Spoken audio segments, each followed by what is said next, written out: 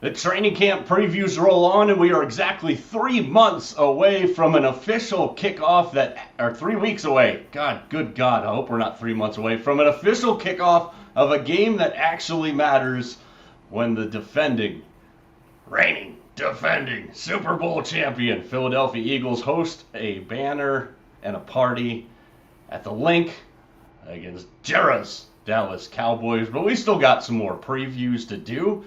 And we're going to stay west, young man, tonight with the AFC West, a very, very interesting division, as it seems, at least on paper, the rest of the division is closing in on the top dogs in the division, the Kansas City Chiefs, who continue to make news off the field. Dude, I haven't watched it all yet, but shout out to Travis and Jason Kelsey for having T Swift on the New Heights podcast last night, dude. I thought we were going to have an internet YouTube breakage last night. I have to finish it, but that was some pretty wild stuff last night. The man in the middle, Vegas Mac, Swifty, known Swifty. Usually we'll catch him as we all log on here singing Taylor Swift songs in the pre-show lobby. How are you, buddy? Yeah, absolutely. Gotta love T Swift. Yeah, I didn't listen to it, but my wife has, and she's kind of filled me in on all the stuff. So that's good. I think probably one of 3 people on the whole planet that hasn't watched it. Yeah, because it seemed like the entire planet was watching it last night. The guy on the right side in the dimly lit room with all, he's got a problem on his head, and usually he has a problem on his jersey, but either way, we love the guy. Tony James. TJ, what's up? I have not watched the Taylor Swift debacle. I will not watch the Taylor Swift debacle. And this is for the guy whose name is on this show, the official craft beer of the first place San Diego Padres. And that's where we are today. It's Friday Light. Let's go. The first place San Diego Padres. I know me and Mac tomorrow on our lunch power hour. That's right, you heard that correctly. 11:30 on the West Coast, 2:30 on the East Coast tomorrow. We're gonna drop in a little lunch power hour for you. Lots to talk about, including Robert McIntyre at the BMW, who had his putter on fire today. The first place Padres, as TJ just alluded to, with the swinging Friar Ale there, taking on the Dodgers this weekend in a big series there. But it's all about football on the West Coast tonight, guys. In the AFC West, as we know, some people have referred to it as a reign of terror over the past couple of years. TJ, if you followed us last year multiple times, is this the week? Mm-hmm. Well, is this the year is the question tonight, as the Chiefs look to defend their title yet again out west. 15-2 last year, 11-6 were the Chargers, 10-7 the Broncos, and the Raiders 4-13 in a new regime in Las Vegas. But first thoughts here as we go into what I think a lot of people are anticipating, Mac, a very, very competitive AFC West division with a lot of new faces and a lot of changes this year. What's the first thing that jumps out at you, Mac, on the West? I'm going to stay consistent. I gave you a Billy Joel song the other day for the NFC West. I'm going to stay with an AFC West, the same theme. I'm going with the Billy Joel song, The Longest Time, because basically it feels like the Kansas City Chiefs have won and controlled this division for the longest time. I thought you were going to break out in song here. I mean, eventually we're going to have to get you to do that. I got all my T Swift on already, so I got to keep my voice good. T, the AFC West.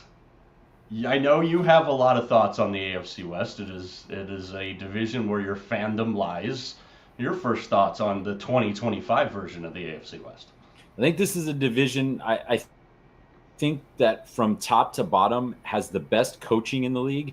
I think it's a division where, like you mentioned earlier, where the division is starting to catch up to the Chiefs, and I'm not sure that the Chiefs are ready yet to let go.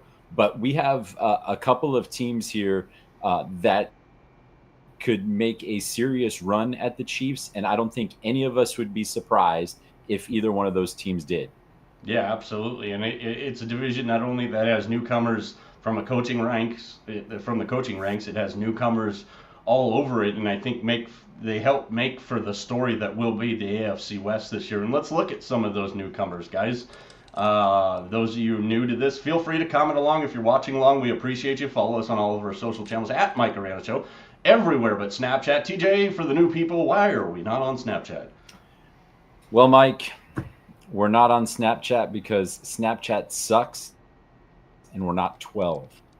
That would be the exact reason why we're not on Snapchat. Nailed it. Knocked it out of the park, if you will. Smokes. We look at some of these newcomers in the division, though, guys, and for me, the first one that jumps off the page, and this is a sensitive subject in my household.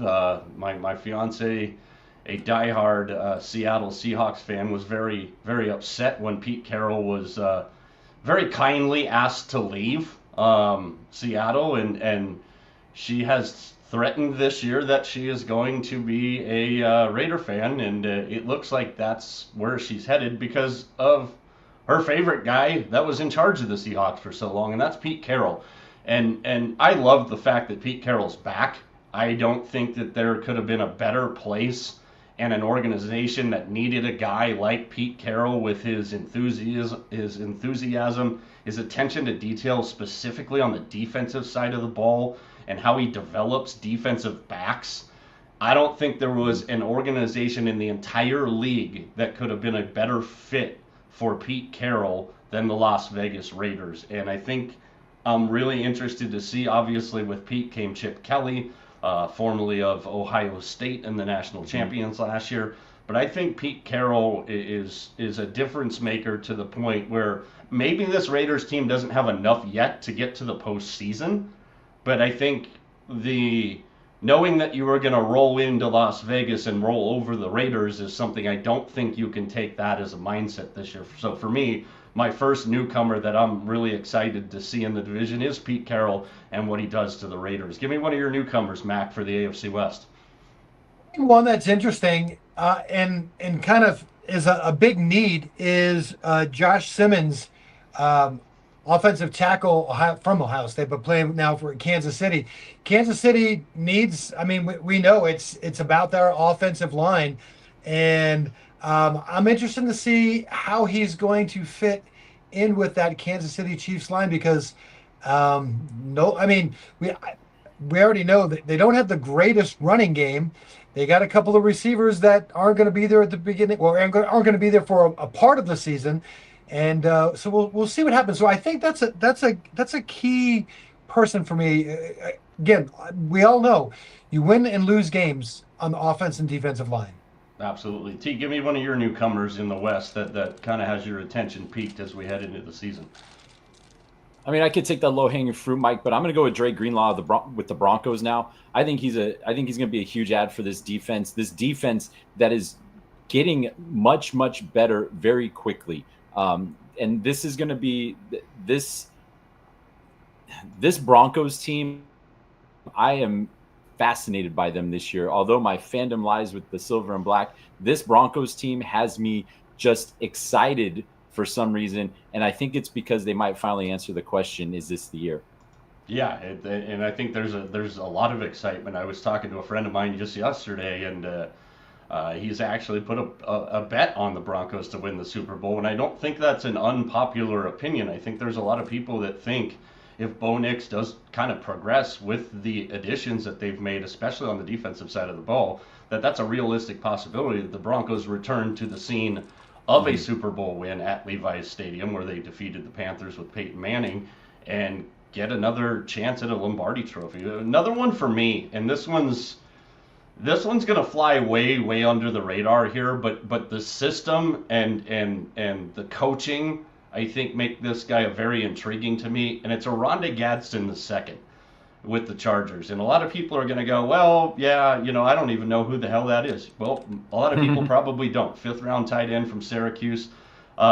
He is one of those guys that in a Greg Roman type of system, and with Jim Harbaugh and Justin Herbert and the other skill players that the Chargers do have, I can see Oronde Gadsden being one of those guys that we're like, where the hell did he come from? How many teams passed on this guy? Because remember, everybody's a draft expert when it comes to drafting guys.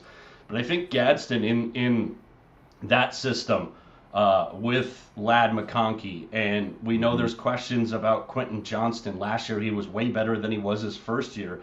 I think Gadsden's a guy who can have a really, really big year for the Bolts this year. Matt, give me your second newcomer in the division that's got you excited. Jay, you're going to love this one. I'm going with Chipper.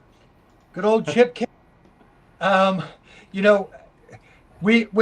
you watch the Raiders offense after the last couple of years. Wake up, Matt. Sorry, what was I talking about? Oh, yeah, the Raiders offense.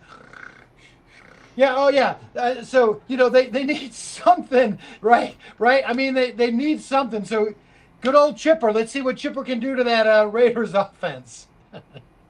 Just don't call him Larry. Don't call him Larry. Okay, I'll take it. I'm going to bite. It's Geno Smith. This team has been a quarterback carousel since unceremoniously pushing Derek Carr out the door. And I'm not saying that Geno he's obviously not the answer. He's in his mid-30s. He's got a 3-year contract. He's going to be the answer for the next 3 years. They've kicked the problem down the road 3 years is what they've done. But reuniting with Pete Carroll gives him an opportunity to do good things in Vegas. And these skill players are young, and they could be really good.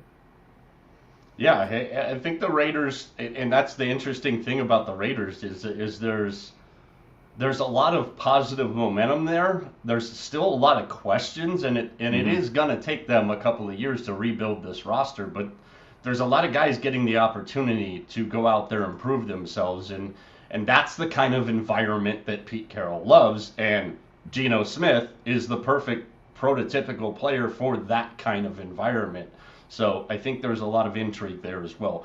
Obviously, when we go position by position, it's going to be no surprise, and I don't think we need to waste any time here when it comes to ranking the quarterbacks, because I don't think anybody on this panel in particular is foolish enough not to have Patrick Mahomes as the top quarterback in this division. The other quarterbacks, it gets a little interesting, and for me, I love Bo Nix, and you guys remember this because I told you guys this. I said it in a couple of our videos last year that I thought Bo Nix had the chance to be the best long-term quarterback out of last year's class. Now, obviously, Jaden Daniels had a fantastic year, and looks like he also has that same opportunity there. But that makes the jury out for me on where I can put him, and that's kind of the same point that I can put Geno Smith. I think Geno and Pete and Chip Kelly together is an interesting mix. But for me, it's Patrick Mahomes and Justin Herbert, and there's no debate about it. Mac, do you see it any other way? Yeah, I'm just writing that name down because I never get it right. That's so I just trying to figure a way to get Abear, Herbert, Sherbert, whatever his name is, right? But we'll give Kansas City the nod there. I actually like the Chargers. Again, we're not talking about just quarterbacks. We're talking about the unit of quarterbacks, and I think they have a pretty good depth.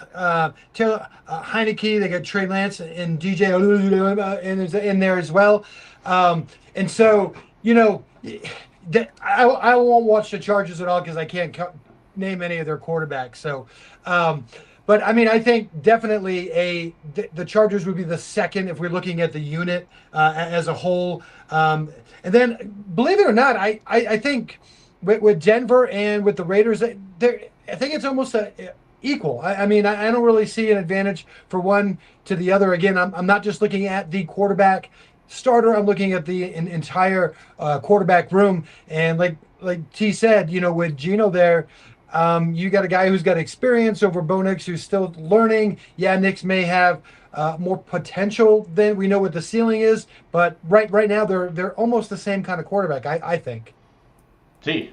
Yeah, one thing for the Raiders, Cam Miller's looked really in preseason, but I mean that and $5 will get you a Starbucks. Vegas Mahomes. Yeah, apparently Mahomes. I think Knicks is better, but can I ask you something? When are we going to stop giving Justin Herbert a hall pass for not winning shit? This guy is not it's a fair point. Won anything. And we are fawning over him because he can throw a deep ball, or we're fawning over him because they win 10 games. And you were part of one of the most epic playoff disasters in recent memory. He's got to win something to do anything for me. And I'm not just saying that because I make a living in October, November, and December of hate watching the Chargers. But this guy has to win. He has not won shit. And if we keep giving him hall passes, he's going to be that best quarterback to never win anything. Yeah, no, and I think it's a fair point. And you know, I'm going to kind of bounce to echo your point and then kind of off of something Max said as well. Because, again, when we are looking at these and the way we decided to do these previews is we're looking at the entire group. So we're not just talking about your starters. We're looking at your depth as well as far as how we rank you amongst the division. I think your point on Justin Herbert is very, very, like, on point, if you will, because there is a lot of people, and you know, Jim Harbaugh fawning over Justin Herbert and why he wanted the Bolts job so bad. And there was a lot of people, a lot of us that thought, you know, Harbaugh was going to be the guy that the Raiders kind of locked their sights on, but Harbaugh's had a love affair with Justin Herbert, like a lot of people have for a long time, and I do agree with you. I think this is a massive year for Justin Herbert. To kind of echo Mac's point a little bit, and I'll come back to you here, T, because I know you got something else to say. When you look at the whole group, and I think this is one of the divisions that, you know, we talked about it a couple days ago when we were talking about the NFC West, and this newfound importance of the backup quarterback and now how important that position is. When you look at the backup quarterbacks in this division, you know, as Mac mentioned, Taylor Heineke and Trey Lance in Los Angeles. Obviously, Lance is a little bit more of a project there, but Heineke's proved himself to be an effective backup. Gardner Minshew now backing up Patrick Mahomes. You've got Aiden O'Connell, who isn't going to blow the doors off you name-wise, but he's had a lot of experience on bad football teams, and he's not going to be scared if for some reason he has to come in and relieve Geno Smith. And Jared Stidham's another one of those guys in Denver that, you know, he's not going to wow you by his name, but he's got a lot of experience there. And Sean Payton made sure that he went out and got Jared Stidham for a specific reason, and I think you've already kind of seen that a little bit over the last couple of years. But go ahead, T, because I know you had something else to throw in there before we look at the running backs. Well, I just wanted to bring up back to, not to pile on Justin Herbert, but to pile on. I mean, that team was embarrassed in the 1:30 Saturday Houston Texans playoff matchup last year. They were flat out embarrassed. So I think this is a huge year for Herbert. He's got that fat contract. You know who he reminds me of, to be honest with you? He reminds me of the AFC West version of Waffle House Jesus. All this accolades and, oh, he's the greatest thing ever. And what have you won for me lately? By the way, the last quarterback to go into Kansas City and beat the Chiefs is on that silver and black sideline. AOC, not far. That's right. Let's look at the running backs, guys, as we go through this division, because I think there's some interesting running back groups in this division. You know, with Kansas City, you've got Pacheco, Hunt, and Elijah Mitchell. Mitchell can stay healthy. We've seen that he can be effective. Mm-hmm. Obviously, the headliner is Ashton Jeanty in Las Vegas. You know, we joke about it, the Marshawn Lynch 2.0, because he looks like him and he runs like him, but I think we've got to also be fair to give Ashton Jeanty a chance to earn his spot there, and he's backed up by Raheem Mostert, a guy who can outrun anybody, anywhere, anytime, if he can stay healthy. And then the Broncos, J.K. Dobbins, R.J. Harvey, Jaleel McLaughlin, and Audric Estime. And then, you know, when you go to the Chargers, I think they're the most interesting with Najee Harris, Omarion Hampton, Kamani Vidal, Hassan Haskins. I don't know if I can really kind of look at anybody in this division and give them a clear cut like they have the best group of running backs. I think I would slightly lean to the Broncos with Dobbins there, but I think the running back position for this entire division is very, very interesting. One of them I'll get to a little bit later in the program. But Mac, how do you assess the running backs in the AFC West? Believe it or not, I like the way the Raiders are set up right now. Yeah, I mean it's hard. We don't really know what Genti's going to do. But I like where they are. Like you said, they've got a good veteran running back as a backup. I like what they have there. And then I would lean towards the Chargers, and I would only lean towards the Chargers because of this. They want to. Harbaugh said it. He wants to run the ball. He wants this. They want to grind this thing out. And I mean, I've seen. I mean, Najee can do that. I mean, he can grind things out for you. But so I put the Chargers second because that's what they want to do. That's going to be their focus. So I think because that's going to be their focus, I think that pushes them up a little bit. Other than that, like you said, Denver and Kansas City, I don't like either one of those groups. I don't like them if you put them together as a group.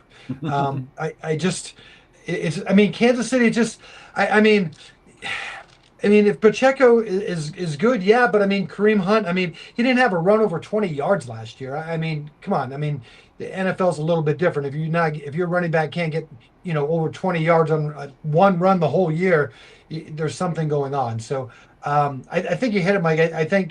I think the Raiders could be good. I think they could be special. The Chargers, because they want to run, I put them there, but the other two, not impressed. Yeah, and obviously there's still some questions about when we're going to see Najee Harris back to full bore there after the quote superficial eye injury from a 4th of July fireworks incident there. But I think anybody that's seen a Harbaugh Jim Roman team knows that it's running back by committee no matter who they have there, and they're going to rotate guys in and out. T, how do you look at the backs in the AFC West? Did Najee Harris reach out to Jason Pierre-Paul for advice? Clearly no. I guess not. These running backs, they don't, for me, they don't really jump off the page. There's no like real star here. I like Dobbins. He's good. I like what the Chiefs have, because the Chiefs, although Pacheco didn't have any runs over 20 yards, I mean, the Chiefs just nickel and dime you down the field so much that, if they're not asking necessarily for him to break off the big runs, instead of having a 2nd and 10, give me a 2nd and 6 so I can hit Kelsey with a short pass over the middle. I think the big question mark here this year is obviously on Ashton Genty. He's going to get every opportunity to carry the rock for the Raiders. And there are a lot of expectations, albeit some unreasonable, for the rookie coming out of Vegas this year. But this is going to be, we said it last year, or at least I said it, Mike. I think he was robbed of the Heisman last year. And now he gets to go up a level and prove at the highest level possible that he may have deserved it. Yeah, absolutely. And feel free to comment along if you're an AFC West fan. Let us know what you think of your team going forward and what your expectations are this year. The wide receivers, and again, this is wide receivers and tight ends. We put them together as a whole here. And I think all these teams have some decent depth. I think all of them also have some decent question marks. When you look at the Bolts, for example, Ad McConkey had a great year last year. Quentin Johnson, better year last year than his first year. Keenan Allen is back in the fold. Will Dissly, very serviceable tight end. I've already talked about Oronde Gadsden there.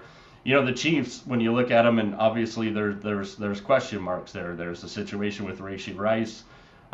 You guys all know, everybody that's followed us knows what I think of Xavier Worthy, Hollywood Brown, Juju Smith-Schuster. I think a guy that is going to be a name that more people learn sooner rather than later on the Chiefs is Jason Brownlee.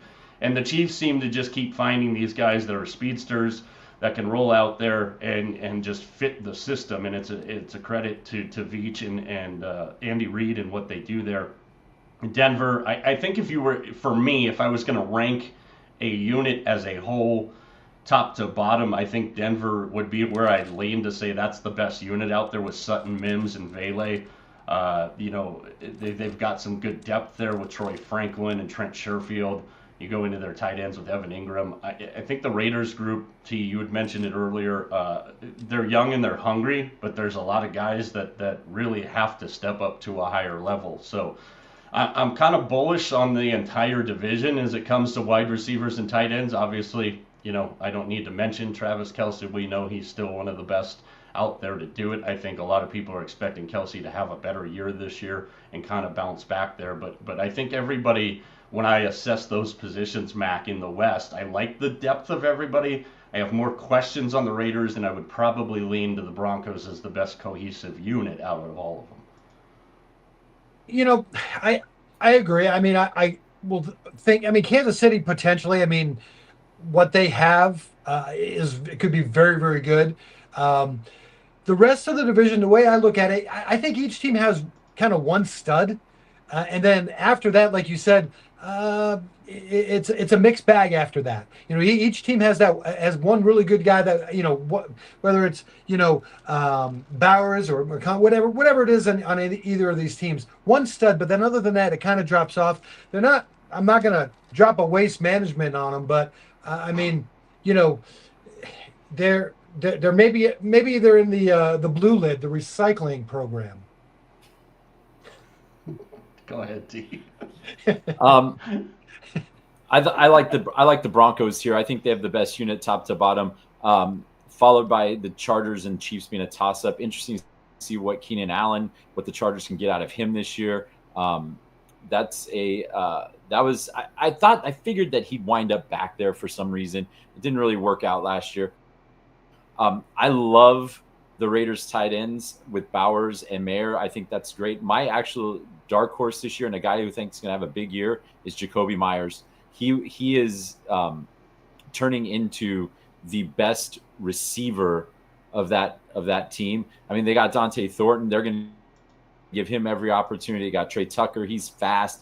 So, but yeah, I kind of agree with you, Mac. I think there's one like big baller in each group, and then a bunch of little ballers, if you will. Small balls. There you go. Jesus, here we go. Pound Town, Waste Management, small balls. Let's look at the guys up front. And 2 weeks ago, I would have gladly handed the top unit, if you will, to the Chargers, and now they're going to test me because we're already being tested as far as their depth goes with the injury to Rashawn Slater. But when you look at the group for the Chargers with Alt, Bozeman, Johnson, Becton, and Pipkins, that's still a pretty solid unit. Again, their depth is going to be challenged here. Mac, I think you brought it up perfectly with Kansas City. I mean, there are some spots on that offensive line that we're really going to need to see if Josh Simmons can step up. Denver's group with Bowles, Powers, Wattenberg, Miners, and McGlinchey is also a solid unit. The Raiders, I think, are clearly the least talented and have the least amount of depth in this division, and it's kind of ironic because Geno Smith went from one hellaciously horrible offensive line in Seattle to another hellaciously horrible offensive line in Las Vegas. So I think that's going to put a lot of pressure on him and Chip Kelly to make sure that they're utilizing the skill set players that they have on their offense in a way that can kind of take some pressure off of that offensive line. But definitely question marks in Kansas City. I do like the group in Denver a lot, and I like the group for the Chargers a lot. What do you think when it comes to the offensive linemen in the West, Mac? I mean, it's Denver for me in a landslide. I mean, they've got their entire starting offensive line, just about back, from last year. I saw this about their line last year. 677 passing plays, only 110 pressures. Talk about protecting your young quarterback. Amen to them. And so most of that is back, and they even kind of added to it. So I like Denver. I'm going to go with the Chargers second, and here's why. It's kind of like I said, if you're going to come out and tell me you're going to run the ball, that's fine. I have no problem with that. You better have the horses up front to run the ball. So if you've got the guts to tell me that this is what we're going to do, hands down, then you have to have belief in your offensive line. So I'll give it to them. There you go. There's my top two. Other than that, Kansas City and Vegas, I think they're kind of equal. I mean, like you said, Las Vegas did have a really good offensive line, and so I mean, let's just be honest. You make a few improvements. The only thing you can do is go up because they can't fall very much further down. So there's that. So, but I quite honestly, Kansas City's offensive line, Vegas offensive line, kind of about the same for me. Yeah, and again, when it comes to the Raiders, and T, you know this better than anybody. Like, I think you're going to see a lot more 12 personnel there and utilizing those talented tight ends that they have to try and take some of that pressure off. Because the only thing they really did as far as investing in that line was to go out and get Alex Kappa. So, what do you think of the West line groupings as far as the AFC West goes? Yeah, I think you guys nailed it. I think it's Denver and then the Chargers and then I've got the Chiefs, Raiders with the least amount of experience. They just re-up Colton Miller to protect Geno's blind side, but he's the guy with the most experience, and it's his I think it's his 7th or 8th year. So a lot of youth on that line in Las Vegas. A lot of talent though. I mean, JPJ is turning into a very good offensive lineman for them. But yeah, like you said, Mac, like if I almost owed $1 to the jar. If the Chargers are going to run the ball like they want to run the ball, they better be damn good up front, and they are going to. They're definitely going to earn their cake this year. Yeah, absolutely. When we flip over to the defensive side of the ball, and I think for me, it's a no question who's got the most talented defensive line group and the depth. It's definitely Kansas City with Karlaftis and Jones, Pennell and Dana, in that base 4-3 defense. And again, a lot of that has to do with the defensive coordinator there and Steve Spagnuolo. I mean, he can do a lot with a little, and he doesn't have a little there on that unit, that's for sure. I think I have some questions on the front for Los Angeles. I almost did it too there, T. Los Angeles Chargers with Han Tart and Ogbania. But, the Raiders, I mean, arguably one of the top 2 or 3 ends in all of football, Max Crosby, but a lot of pressure that's on some of those other guys, mainly on Malcolm Kuntz on the other side, opposite of Max Crosby. And we've seen this with Dallas, and Parsons on one side. We've seen it with the 49ers, with Bosa on one side. Like, you've got to have that guy on the other end.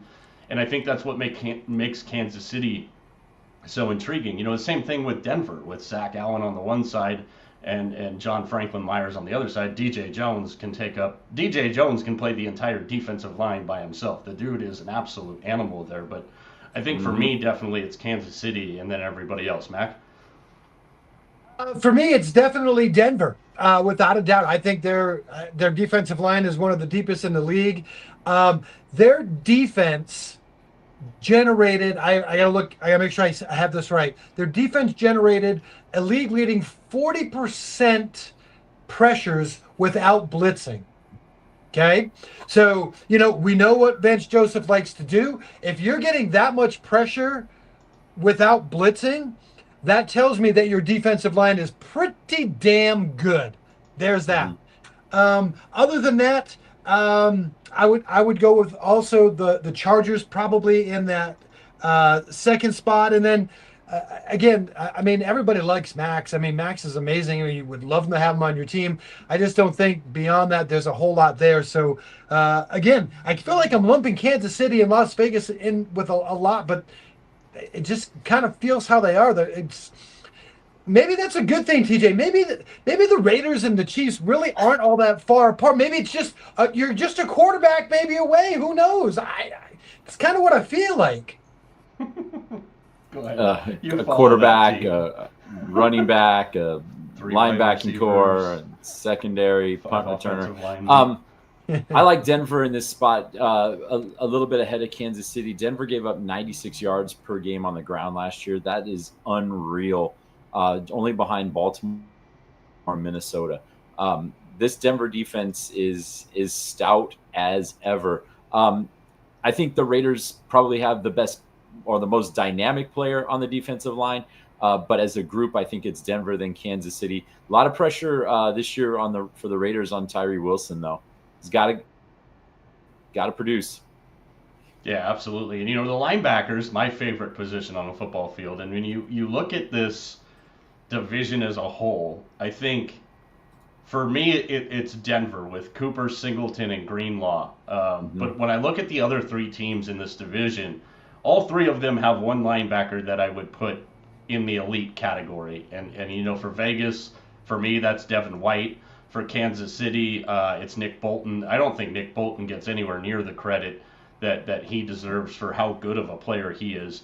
And then, when I look at the Chargers, all-name team, AFC West, here you go, Tuli Pelotu, one of my favorite guys to watch out there and run around and create hell. But I don't know how much I love the depth. Obviously, Khalil Mack, but he's no spring chicken out there anymore.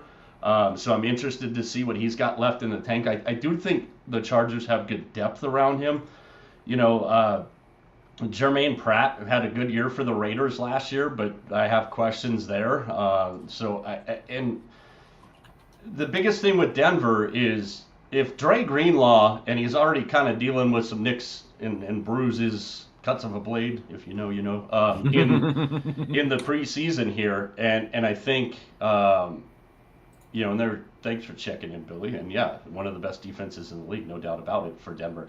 But I think that if Dre Greenlaw is healthy, you might be looking at the best defense in all of football there. If Dre Greenlaw is not healthy, I don't know about the depth behind him there, and that's the thing. And you're not going to talk to a bigger fan of Dre Greenlaw than me, but I think that's a question that has to be asked there. Mac, take a look at the linebackers in the AFC West.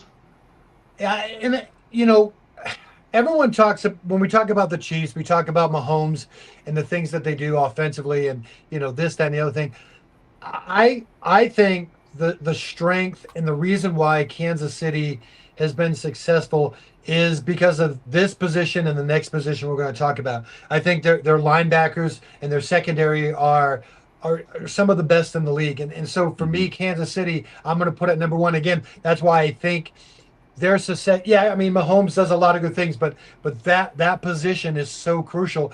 It's also the reason why I think Denver could be really, really good. Like you said, if everything turns good with injuries, this Denver linebacking core and their secondary, as we know, can compete with anybody. So if Denver, I think, is going to take that next step, I think this is where it has to be. I think they need to get improved linebacker play. Other than that, I mean, for the Chargers in Vegas, again, that's going to be a struggle for us. And I think I've made it clear how I feel about linebackers over the last couple of weeks. I just think that's such a crucial position because now it has changed, and we know that it's changed, but they do so much. They have to be good running. They're going to blitz. They have to be good in coverage. And if you don't have that kind of linebacking core, you're not going to be successful. And if you look at the teams that win, look at their linebackers. They're in the top 4 or 5 in the league every single year. Yeah. T, what do you think of the linebackers in the West? I like Denver and Kansas City above all the rest. The Raiders pretty much retooled their entire linebacking core. But don't throw shade on my guy in LA, D. Henley. He is rapidly turning into one of the best linebackers in the league. And I know that I have absolutely zero partiality in saying that whatsoever. But I think the Chargers are one of those teams. We always think of Khalil Mack, but I mean, he's getting a little long in the tooth. Let's be honest. And you got players like, I think the Raiders they're going to miss out on Denzel Perryman. I thought he was a solid linebacker for them. He's in LA now as well. And you got Tui Pelotu. So I think the Raiders are kind of bringing up the rear on here because it's like you said, with the new regime, a lot of questions, especially with this roster retool. We need to see how they play together a few times. Yeah, absolutely. And the secondaries, I think kind of for me, when I look at the West, it's kind of the same thing. I think there are some question marks with the secondaries. I think everybody's got a decent grouping there, but maybe not the depth. I think you definitely have to lean towards Denver in this case as well, with Surtain, Jones, Moss, McMillan, and then again Talanoa Hufanga. You're not going to find a guy who's a bigger fan of this kid than I am, but can he stay healthy? If he can, I think he takes Denver to a whole nother level. I think when I look at the Raiders, they're not gonna wow you by name, what the Raiders have, but I think that's a really good group that has a chance to be really special. And adding Jamal Adams to that group, a veteran that can pass along hopefully the good things, not some of the bad things from Jamal Adams. But Pete Carroll is going to continue to bring his guys in there, and whether they're at the height of their career or they're on the downside of their career, he's going to bring his guys in to continue to foster the environment that he does. I think a lot of people with the loss in Kansas City of Justin Reed are questioning, how big of a loss that's going to be for Spagnuolo's defense there. But I'm telling you, if you haven't seen Jaden Hicks play, you're gonna be like, Justin Reed who? I think he's got that kind of potential there to really, really fill that role. And then, with the Chargers, guys, I mean, I look at Jackson and James and still as, their nickelback, and I like it. I don't know how much I love Gilman and Hart. I think they have okay depth there, but I would put the Chargers as probably down there with the Raiders for like the two most questionable in the division, and I would definitely put Denver and Kansas City up in the 1-2 spot if it's me. Mac? I mean, I think three of these teams have really good secondaries. Denver and Kansas City, you could make an argument that they may have the best secondary in the league. I mean, that argument could be made. They're that good. I think without a doubt, this position is probably one of the strength of this division. I like the Chargers as well. I mean, if you look statistically, yeah, I know the Chargers kind of crap the bed at the end of the year and whatnot, but from a statistical standpoint, you look at it, Kansas City, Denver, and the Chargers were all, from a secondary standpoint, all within the top 10 in the NFL last year. So, I don't think they'll take too many steps back. I think they're probably still somewhere in there. And like I said, Kansas City and Denver could be maybe even the best unit. The Raiders are young. We'll have to wait and see. I mean, it's so funny when we do this. You sit down and you look and you see the guys that they drafted, and you look at people that they brought in, and it just shows you some of the spots that teams feel that they were weak in, and you definitely can see where the Raiders really concentrated on defense, because they know that's a spot that they really need to focus as a team. Yeah, and I think, again, and we kind of talked about this off the top here. Pete Carroll's propensity for developing defensive backs specifically, and I think there's a lot of guys there that, as a Raider fan, with Pete Carroll there, you got to be really excited about the potential, and we know that's the worst four-letter word in sports, the potential of these guys that Pete Carroll can try and get the max out of this group, and I think that's why they're intriguing to me. Yeah, same. I love they're going to get once again in Vegas, everybody's going to get an opportunity. You just have to make the plays. Isaiah Polamalu has looked really good this preseason, by the way.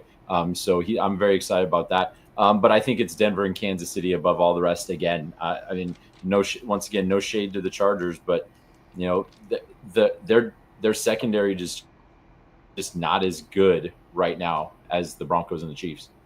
Yeah, absolutely. And feel free to comment along if you're a fan of the NFC West, or the AFC West, as I said. Feel free to jump in. Let us know your thoughts on your team out west. And is it the Chiefs again, or are the Chiefs going to have to fight this one out? And we'll get to that probably, I'm sure, when we get to some of our liquid locks and our best plays for the division this season. Now, the thing that everybody has to maneuver in the NFL, and that is the schedule. So we're going to look at some spots on the schedule that we think that are either make or break spots or stretches on the schedule where some of these teams can really get ahead. I'll get us started here, and it kind of echoes something you said earlier, T, with the Chargers. We constantly give Justin Herbert his flowers, and he hasn't done anything with it yet. I think the Chargers have a very interesting stretch in their schedule this year. Again, they're going to open their season on a Friday night against the Kansas City Chiefs on YouTube. Not YouTube TV, YouTube against the Kansas City Chiefs. So we have a Friday night game for the second time this year. And I looked at their early schedule, and it's kind of hit or miss, if you will. I mean, there's a couple tough games. There's a couple games I think you could definitely see the Chargers winning. For me, it's week 6 to 9 for the Chargers, and it's an interesting stretch for them because they play at Miami, then they host Indy, they host Minnesota, and they play at Tennessee.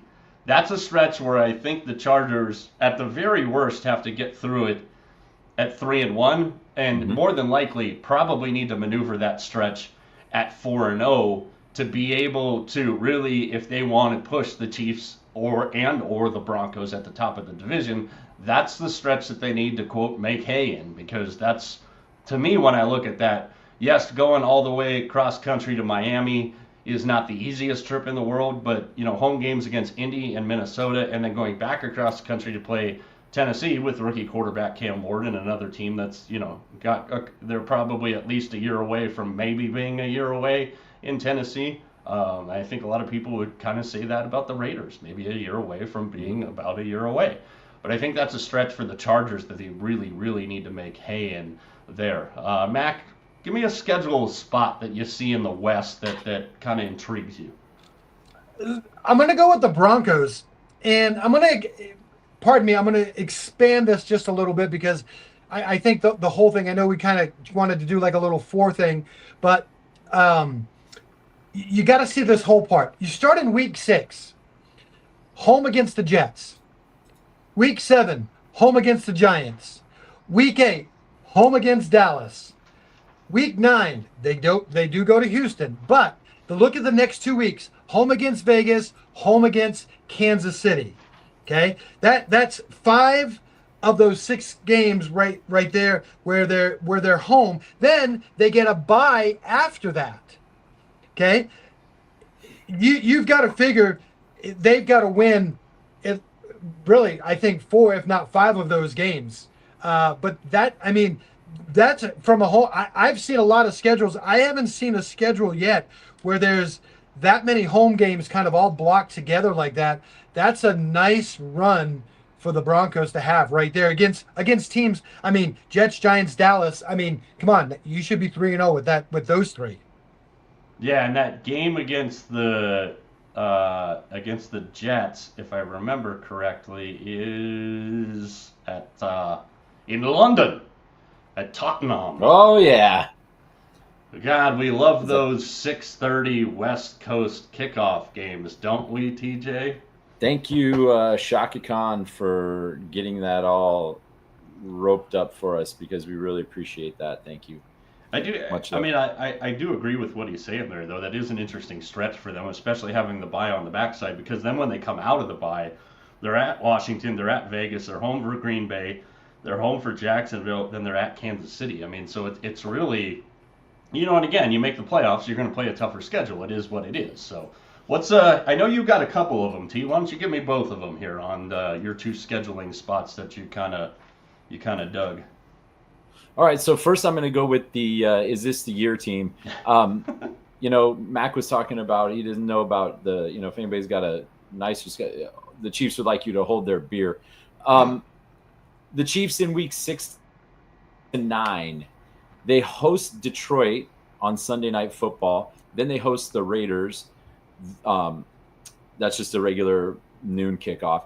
Then they host Washington on Monday Night Football. This is coming off of, by the way, another Monday Night Football game previous to the Lions game. And then they go to Buffalo. So in that 4-game span there, you got 3 playoff teams from last year. You've got 3 teams who nobody would be surprised if any one of those teams made it to the Super Bowl. And then you've got a Pete Carroll coached Raider team that pretty much has a chip on their shoulder because nobody's given them a shot. For the Chiefs, they've got the 3 home games, which is nice. They're gonna get all the bloody primetime games that they can get because of who and what. But that stretch there, I think the Chiefs have to win all of those home games. I think they could get away with not winning in Buffalo, but they're going to have to win all of those home games if they're going to hold off an upstart Broncos team or an upstart Charger team. Yeah, and give me your other one here because This one is particularly brutal. I know you were talking about this one earlier with your beloved Raiders here. Yeah, so remember a couple years ago when all the crap hit the fan, and somehow they went through December and January and just ran right through it, and they won that memorable playoff, or the memorable overtime game, which is essentially a playoff game, against the Chargers, and knocked them out of the playoffs. Well, if they have any hope of getting to the playoffs, they better get off to a great start, because the last 5 weeks they host the Broncos, they're at the Eagles, at the Texans, home for the Giants, and home for the Chiefs. And there is, look, I'm as optimistic as anybody, but there is no way that Raider team goes through that at anything more than 3-2. And I think that's very optimistic. So if they have, and Pete Carroll has said, look, I've won 10 games almost every season I've been coaching in the NFL. And he's starting there for expectations. This team thinks they're going to win 10 games. They better probably win 8 of them before they get to week 14. Yeah, that is about as brutal as it gets for a team that is in a transition mode. Mm-hmm. All right. Now we've got to the end of the nuts and bolts. Let's give you some of our liquid locks, if you will. And for those of you new to us, liquid locks are our best bets. We played a little mental psychology here and tried to change it up. So we don't call them best bets anymore. We call them liquid locks because they are as solid as water. I've got 2 of them. Until somebody proves me wrong, I am going to play the Chiefs over 11.5 wins. Do I think they're going to win 15 games this year? No, I do not. I absolutely do not. I think the 11.5 is probably pushing it, especially when you do look at their schedule, because, a 15-win team is going to play as tough of a schedule as you can get out there, but there are teams in the NFL that are not very good. I am very interested to see the Chiefs go to New York to take on the Giants in week 3 on the shitty surface that is MetLife Stadium. Mm-hmm. But then, they get games mixed in with Baltimore. Then they're at Jacksonville, Detroit, as you mentioned earlier, T, and then Washington and Buffalo, and the 2 with Denver. I mean, they've got a schedule this year.